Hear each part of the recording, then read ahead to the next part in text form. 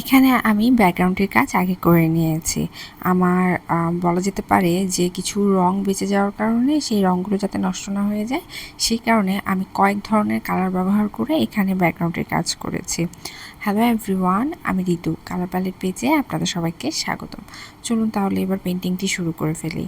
আর ব্যাকগ্রাউন্ডটি যখন আমি করছিলাম তখন আমার ব্যাকগ্রাউন্ডটি ভিডিও করা হয় নাই, এই কারণে ভিডিওতে আমি ব্যাকগ্রাউন্ডের কাজ যেই ক্লিপ মানে না থাকার কারণে আমি দিতে পারি নাই। যাই হোক, আমি এখানে ব্যাকগ্রাউন্ডটি যেহেতু একটু ডার্ক কালার, সেক্ষেত্রে আমি এখানে ফিগার করছি দুটি। তো আমি যাতে রঙটা সুন্দর করে বসে, সে কারণে আমি প্রথমে সাদা রং ব্যবহার করে আমি পুরো কাজটি একবার করে নিয়েছি। অর্থাৎ রঙের যে কাজগুলো যেখানে যেখানে বসবে, মানে অর্থাৎ লাইট কালারগুলো যেখানে বসবে সেগুলো করে নিয়েছি।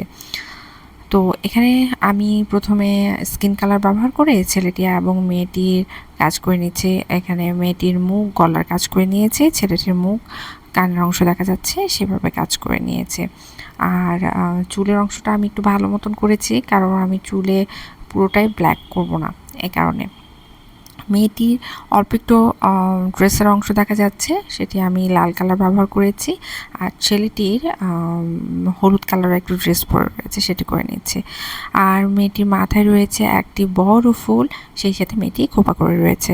আমি যে খোপার অংশগুলো যেটা দেখছেন না, সেটা আমি জেল পেনের সাহায্যে করছি। এখানে জেল পেন ব্যবহার করে আমি চুলের অংশটুকু মেয়েটির করে নিলাম। তারপর আমি আবার জেল পেনের সাহায্যে চোখের অংশগুলো করে নিচ্ছি। মেয়েটা নিচু করে তাকিয়ে রয়েছে এবং মুচকি হাসছে। আমি সেভাবেই কাজটি করে নিচ্ছি। আর ছেলেটির চুলগুলো এখন কাজ করছি। হয় না বাংলা সিনেমার অনেক আগের যে বাংলা সিনেমাগুলো আমরা দেখে এসেছি, একটু বড় বড় চুল, একটু স্টাইল একটু অন্যরকম, ঠিক সেরকমভাবেই আমি এখানে এই পেন্টিংটি করছি। আর চুলগুলো একটু বড় রেখেছি, তারপর কলার অংশটুকু আমার করা হয়নি, সেটুকু করে নিচ্ছি। এখন আমার পুরো ব্যাকগ্রাউন্ডটির কাজ আমি করছি, যেটা আমি জেল পেন দিয়ে করছি না, এখানে আমি কালো রং ব্যবহার করে তুলির সাহায্যে আমি করে নিচ্ছি। অর্থাৎ বক্সগুলো যেগুলো রয়েছে সেগুলো আমি করে নিয়েছি, সেই সাথে আমি ড্রেসের কাজগুলো করে নিচ্ছি। আর ওই যে চুলের বর্ডার লাইনগুলো একটু করে নিচ্ছি, সেই সাথে চোখ নাক মুখগুলো একটু তুলির সাহায্যে করে নিলাম যাতে দেখতে ভালো লাগে। আর মাথায় থাকা ফুলটা আমি আর অন্য কালার ব্যবহার করে নিই। আর ছেলেটির ড্রেসটি যেহেতু দেখা যাচ্ছে পুরোটা, সেখানে আমি একটু ডিজাইন করে নিলাম ফুল ফুল করে। আর কলারটুকুতেও একটু কালো রং ব্যবহার করে ডিজাইন করে নিচ্ছি।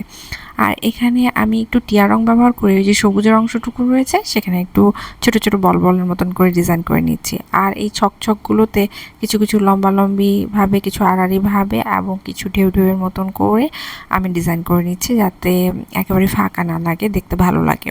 এই তো কাজ আমার শেষ। ভিডিওটি যদি আপনাদের ভালো লেগে থাকে, লাইক কমেন্ট শেয়ার করতে ভুলবেন না। ধন্যবাদ।